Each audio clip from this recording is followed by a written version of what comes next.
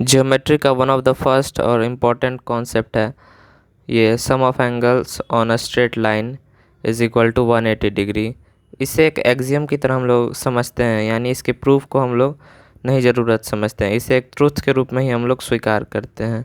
ये कहता है कि एक स्ट्रेट लाइन पे चाहे जितने भी रेज बने तो उन रेज के द्वारा जो स्ट्रेट लाइंस पर एंगल्स बन रहे हैं, जैसे यहाँ पर रे ए बी और सी के द्वारा जो भी एंगल्स बन रहे हैं उन सभी का सम 180 डिग्री होगा। चाहे इससे कितने भी ज़्यादा रेज हों, इन्फिनिट रेज भी हों, सभी के एंगल्स का सम 180 डिग्री होगा।